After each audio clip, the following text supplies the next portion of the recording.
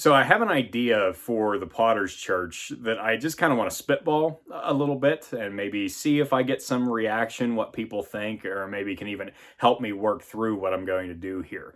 But I'm trying to figure out how to design a reading plan for people who are coming to the church, reading the Bible, because obviously I think that's pretty vital for people to be doing, no matter if they've been Christians for decades or if we're talking about people who are picking up the Bible for the first time. I just want to encourage people. It's important to stay in Scripture because that's how you come to be connected with God and remain connected with Him. It's just important to build up that habit. And so I want to do what I can to encourage people to do that. And at the same time, I figure it would be a good way to fill in some holes on knowledge, because my idea for the reading plan is to make it coincide with whatever book we happen to be studying at a given time. I think I've mentioned this previously, and if I haven't, I maybe need to figure out if I haven't and go back and explain it. But I'm going to be doing expositional sermons. And so that means just taking a block of scripture and going through it. And the best way to do that is just take a book of the Bible at a time.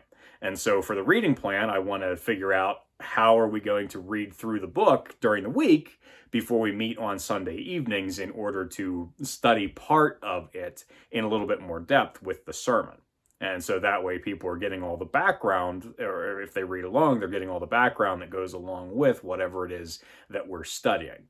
And so the question I'm kind of having is, do I want the reading plan to cover whatever it is that's being covered on Sunday every week?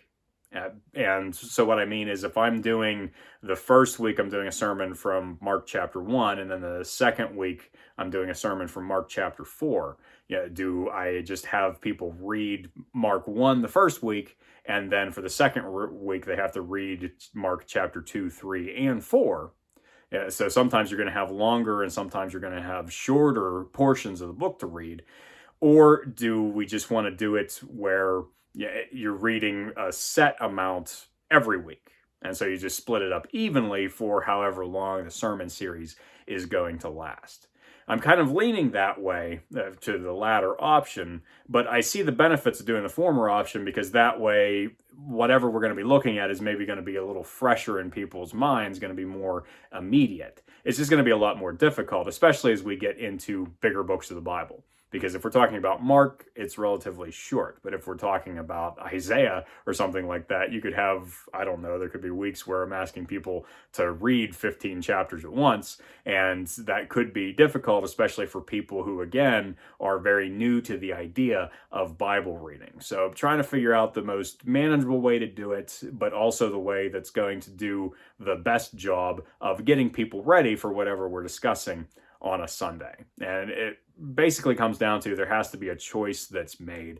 Like I said, I'm leaning one way, but if you have some thoughts that you wanted to share, if hearing this makes you think, oh, I'd prefer to maybe see it where it was matching up week by week. And if you just want to discuss whether yay or nay your opinion on this, that would be helpful to me. If you want to leave that down in the comments on YouTube here, or go back to the Facebook page, there's a link to that in the description. You can do that and just let me know what you're thinking about this. I do appreciate you checking this out as always, and I know in the circumstances that we are going through right now, there's just so much going on. This is only one more thing, and there are, in a sense, more serious things because of the ways that people are suffering right now.